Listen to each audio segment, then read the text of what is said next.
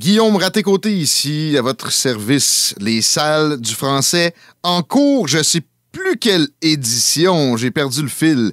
Mais l'important, c'est pas ce fil-là, c'est de garder le fil conducteur qui est de nous préoccuper de la langue française en soi. Et aujourd'hui, on le fait sous l'angle particulier du genre, avec Davy Borde, auteur qui s'est penché sur la question dans l'ouvrage « Tirons la langue, plaidoyer contre le sexisme dans la langue française » paru aux éditions Utopia. Merci d'être là, M. Borde.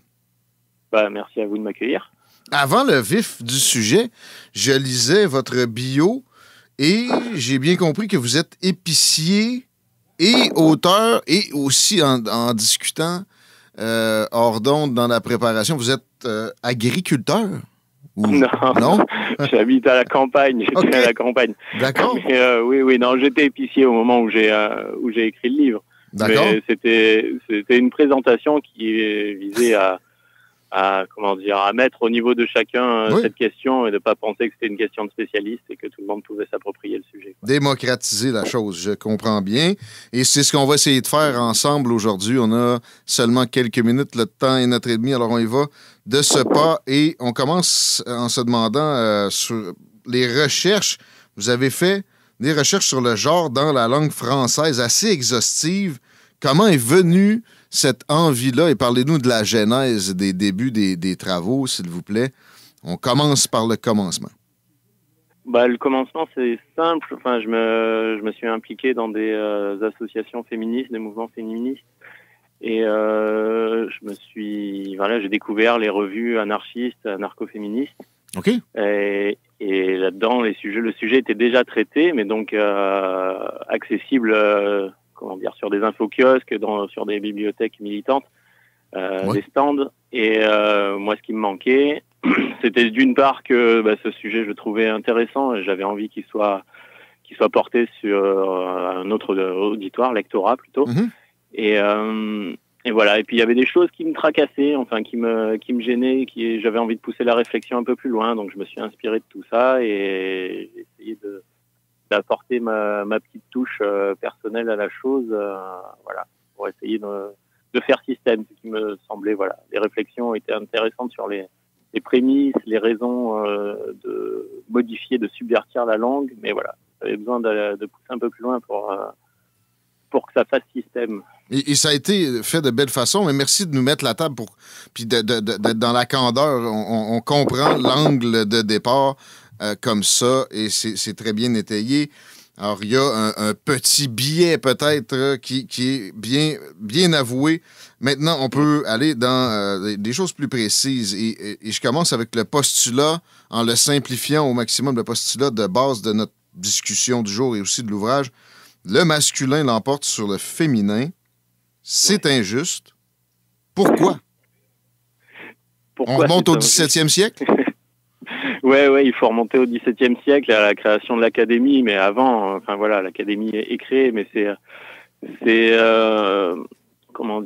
un épiphénomène, même s'il sera marquant historiquement. C'est que c'est un mouvement idéologique qui se structure à cette époque avec des notions qui viennent se mettre sur les pratiques en place, un jugement idéologique qui vient se mettre là-dessus. À l'époque, on disait des il et elle. Quand on parlait de groupes mixtes, on faisait un accord de proximité, c'est-à-dire qu'on n'accordait pas forcément au masculin, on accordait avec le substantif le plus proche. Ah bon?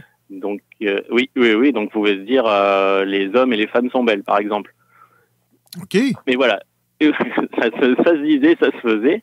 Mais au XVIIe siècle, certaines personnes, des grammairiens en l'occurrence, sont venus nous dire et nous informer, comme si c'était objectif, que le genre masculin étant plus noble que le féminin, eh bien, il fallait qu'il prédomine en toute chose, en tout endroit, en tout lieu, et donc dans la langue aussi, pour les accords en l'occurrence. Est-ce que c'est venu du clergé aussi? C'est le cardinal de Richelieu, après tout, qui a fondé l'institution. Oui, non, il y avait des religieux. C'est pas forcément que le clergé, mais c'est un mouvement plus large. C'est peut-être pas la peine de le réduire au clergé, mais c'est un mouvement, en tout cas, qui avait une certaine vision de la place de la femme dans la société. C'est une espèce de masculinisme plus, voilà, de l'époque. Plus que primaire. Wow, ça devait être. On sait, c'était pas l'époque des femmes. En fait, ça s'est pas arrivé avant très tard qu'il y a une certaine égalité. Quoique.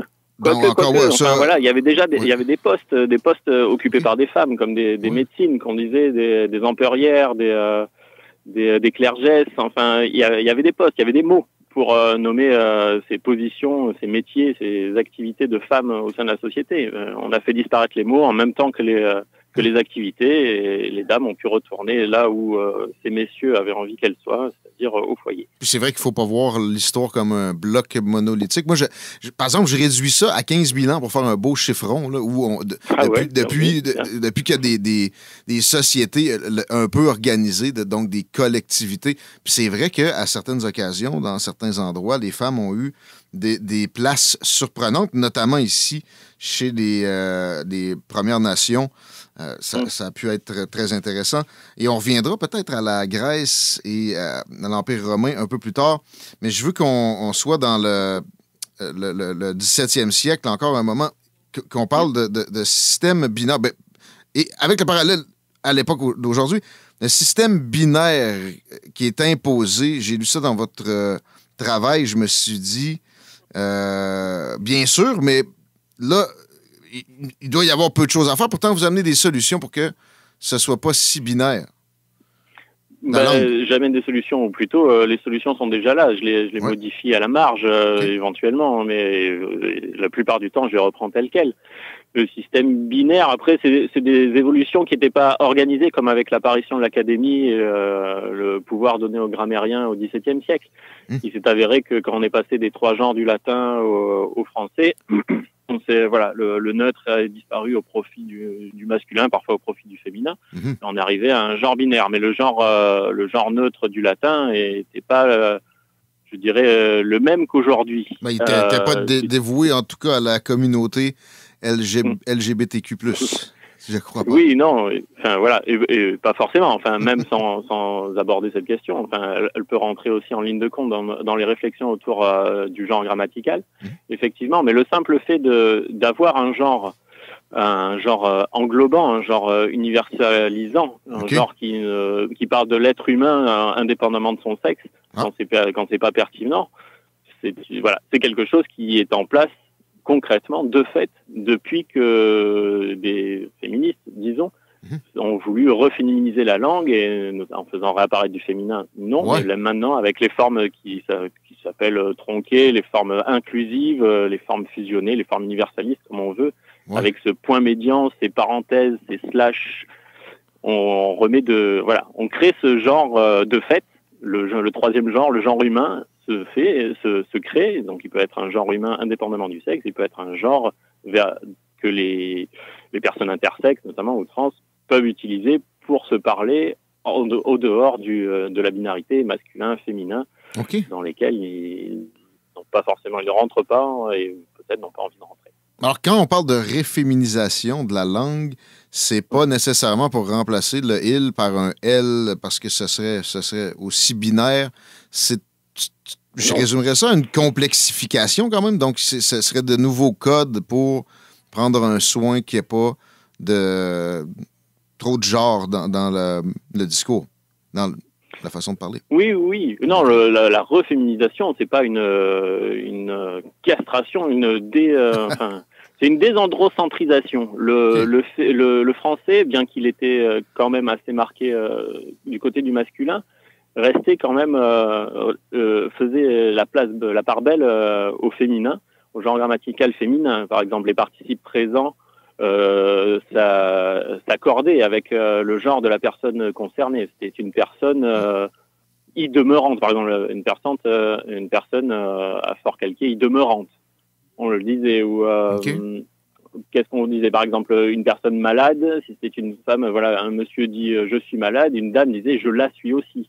Ah bon? Oui, ça se disait, il y avait de l'accord avec de l'accord au féminin. On accordait le participe passé avec l'auxiliaire avoir. Donc le féminin était partout présent dans ces accords parce que voilà, maintenant on a dit que le genre était plus noble, que le féminin était marqué et qu'il fallait le faire disparaître. Enfin, certains ont considéré que c'était cela et donc tout ça est disparu. Le participe présent est à la forme masculine permanente. On n'accorde pas lorsqu'il y a l'auxiliaire avoir. Le féminin disparaît petit à petit et quand il y a des groupes mixtes, hommes-femmes, on dit il, point barre, même s'il n'y a qu'un mec et 1000 femmes, ça sera un il et les femmes disparaissent. Du coup, à l'oral, à l'écrit, disparaissent symboliquement. Quoi, voilà. J'ai de la misère à me figurer un paysan de l'époque parler de façon si complexe. Est-ce que c'était pas réservé à une certaine élite d'intégrer toutes ces considérations-là dans le parler au jour le jour? Alors, c'est une bonne question. Concrètement, effectivement, ce qui nous reste de l'écrit, c'était les personnes lettrées. Donc, elles étaient assez peu nombreuses et classées sociologiquement, voilà, du côté des riches, des bourgeois. Le parler populaire devait prendre beaucoup plus de liberté que ça avec les règles, enfin les usages, puisqu'il n'y avait pas de règles, c'était pas encadré. Comme c'est le cas encore de nos jours, notamment encore plus au Québec, peut-être. Alors, peut-être aussi. Voilà. Oui, on prend des libertés. La langue nous appartient et c'est vrai que voilà, ces règles qui sont édictées par des spécialistes et des soi-disant sachants, eh bien voilà, chaque locuteur, chaque locutrice, on fait un peu ce qu'elle veut. Elle les prend, elle les suit, elle les déforme et ce sont ces usages qui font la langue et non pas ce que peut édicter telle ou telle académie. Je reviens à notre époque, puis on a de la difficulté à arrêter. On pense seulement à l'épithète LGBTQ+. Il s'est rajouté des lettres là-dedans. Et là, on a mentionné le troisième genre. Est-ce qu'il y a eu des commentaires par rapport à vos travaux sur ce que ce serait réducteur? Est-ce qu'il serait temps pour certains d'avoir un quatrième, un cinquième genre aussi? Avez-vous eu ce genre de commentaires-là, de demandes? Non. J'ai eu des échanges avec des personnes se revendiquant, à part ou de côté, voulant faire un pas de côté par rapport à la binarité des genres. Mais oui, non, le troisième genre les satisfaisait et ils en faisaient usage. Enfin, ces personnes-là, et puis voilà, ils étaient issus un peu du milieu, anarcho-féministe. C'était des questions qu'ils connaissaient déjà, qu'ils et elles pratiquaient.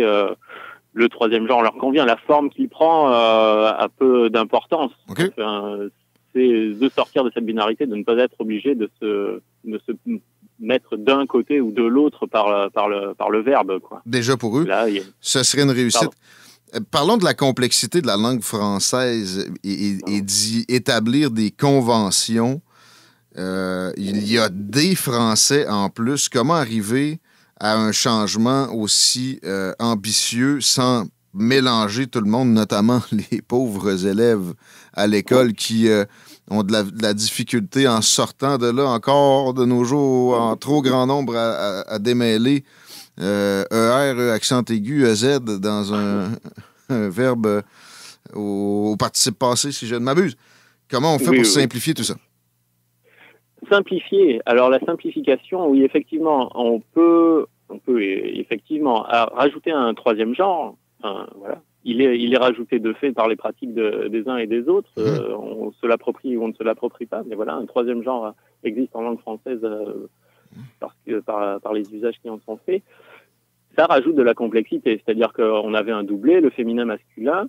Les propositions, c'est qu'il y en ait un troisième. Donc il faut arriver à les intégrer. Il y a des langues à 3 genres et les personnes n'ont pas renoncé à un de leurs genres parce qu'il n'en faudrait que 2, sinon au-delà de 2, une langue devient trop compliquée à parler et ça n'est plus possible. Je pense beaucoup à l'anglais et la langue, le hit est là, mais la langue en général est plus simple et moins difficile à apprendre. Tout à fait, mais là ça tient plutôt aux conjugaisons, notamment, qui sont, en français, on nous amène un bagage de conjugaisons assez complexe. On a complexifié les apprentissages, comme on disait, avec les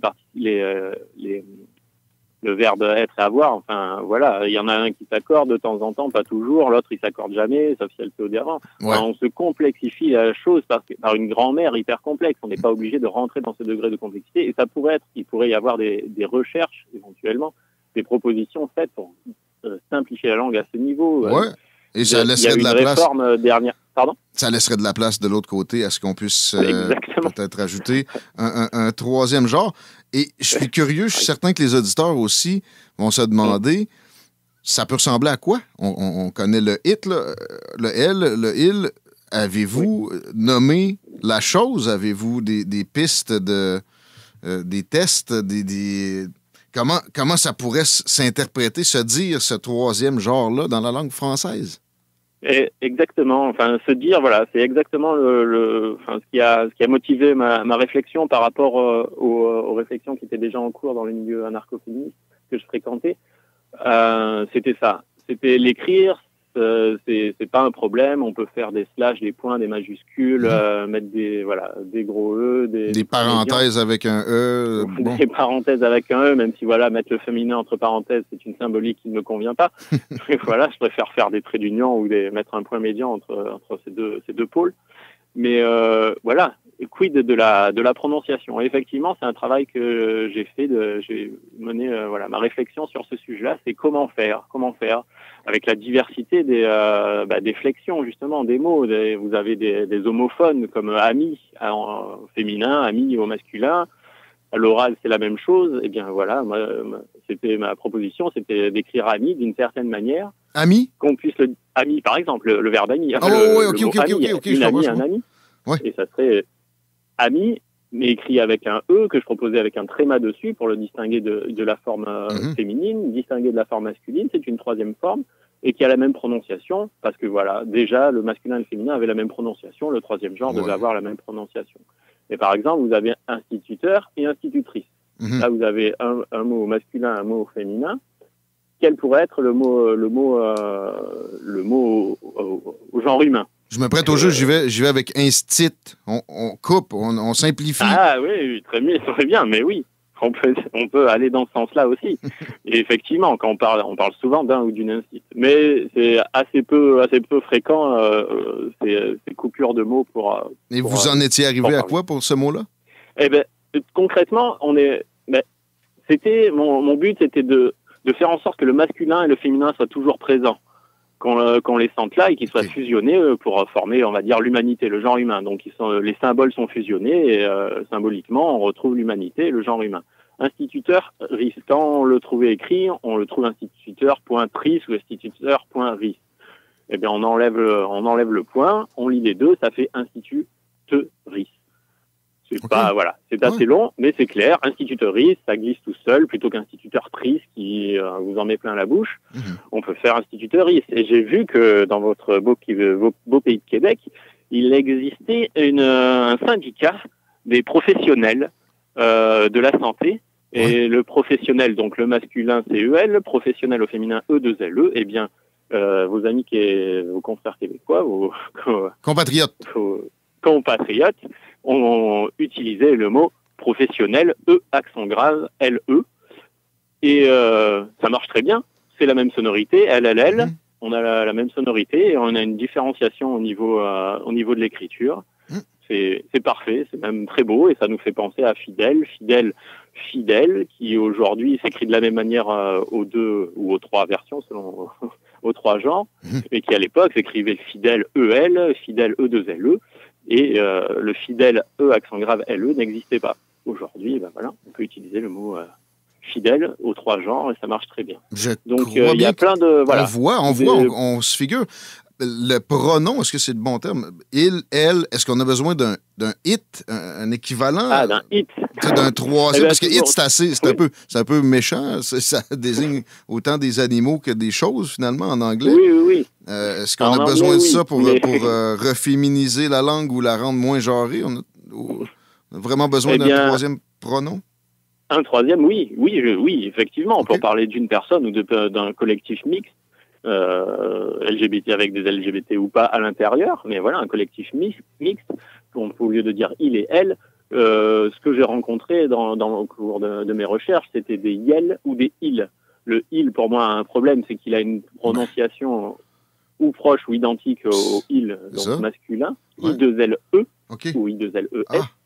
Et le yel que j'ai rencontré écrit YEL ou IEL, avec un S ou pas à la fin, permettait de avoir du masculin, du féminin dans les deux, le tout fusionné, et ça vous fait pour moi, un beau yel, une petite diphtongue, et je trouve que ça passe très bien. Alors, vous penchez pour le yel. Je reviens au grec et au latin, où là, il y avait 3 genres. L'anglais, on a un peu réglé son cas, mais comment ça se manifestait pour eux qui ont un peu fabriqué le français au bout de la ligne? C'est vraiment là la base de la chose. Est-ce que il y avait une volonté d'être moins genré spécifiquement, ou c'était venu comme instinctivement? Alors là, je pourrais pas vous dire, j'ai pas poussé mes réflexions au-delà de quelques termes. Je suis pas latiniste, encore moins utilisateur du grec ancien. Mais de ce que j'avais cru comprendre, c'est que le genre avait évolué bien avant le grec et le latin, mais pas forcément au niveau de l'appartenance ou pas à un genre humain. C'était plus il y avait de l'animé, du non animé, et dans l'animé on distinguait les deux. Voilà. Mais après, quel était le rapport au genre de nos ancêtres il y a 2000 ans, j'avoue que on partirait... je ne sais pas si c'est un travail d'historien ou de... Mais on comprend quand même que c'est possible, même si les intentions ne sont pas déterminées, on peut se servir de ça pour jauger la possibilité du travail d'intégrer ce que vous proposez, qui est ambitieux, il n'y a pas de doute là-dessus, mais il y en a qui l'ont fait par le passé. Je reviens à l'anglais, mais pour parler de l'Académie française, et je vous donne un commentaire personnel sur la gestion et qui va vous montrer mon appréciation, qui n'est pas très forte. Gestion des anglicismes. Ils sont empêtrés dans une lourdeur qui les disqualifie à bien des égards. Là, je pense à bon matin et proscrit, mais week-end et la façon de déterminer la fin de semaine. D'ailleurs, qui est un québéquisme que j'apprécie particulièrement. Nous autres, on peut dire fin de semaine pour le samedi et le dimanche. Vous ne semblez pas être un grand partisan de l'Académie française non plus. Et peut-être sortons du genre, parlons de cette institution-là qui supposément doit trancher, qui n'a pas touché à ce que vous amenez comme préoccupation du tout non plus, à ma connaissance en tout cas, depuis peut-être jamais. Parlons de l'Académie française, si vous voulez bien. Quelques instants. L'Académie française avait pour but d'unifier la langue et le principe même qui donne naissance à cette académie me pose problème. Enfin, la langue ne part pas d'en haut, elle part d'en bas, et le travail de de compilation, de structuration d'une grammaire doit partir d'en bas et non pas de considération de supposés esthètes ou spécialistes de la langue. Jamais, très rarement grammairiens. Aujourd'hui, des linguistes ou des grammairiens à l'Académie française, ça se compte sur les doigts de la main. Mais ça ne me dérange pas, parce que je ne pense pas que ce soit des linguistes ou des grammairiens de dire ce que doit être une langue, aux locuteurs, aux locutrices, d'en faire ce qu'elles veulent, et à la grammaire de s'adapter et de prendre en considération ce qu'on fait de la langue, et non pas d'avoir une position prescriptive. Il devrait être plus des scribes que des grands Manitou ou des prêtres. D'accord, on voit. Oui, c'est ça. Et ils ont encore énormément de pouvoir aujourd'hui. Le côté littérature, personne n'en veut à ça. Mais de plus en plus, je vois qu'il y a des récriminations qui se manifestent. Et intéressant de vous l'entendre dire aussi, Davy Borde. Et déjà, le temps file. On arrive à la fin. Je suis content d'avoir réussi à vous faire mentionner quelques mots sur ça. Pour terminer, en mode ouverture, j'en fais une vraie. L'avenir du français ici au Québec est menacé, clairement, tout le monde s'entend pour le dire. Avez-vous cette perception à plus grande échelle pour le français sur la planète Terre à l'époque où on se trouve? Et si oui, peut-être parler de solutions, une ou deux? Alors, est-il menacé? Je pense que Ça dépend. Je dirais que ça dépend. Effectivement, l'anglicisation du monde est en marche et voilà, c'est une langue facile qu'on peut baragouiner assez facilement.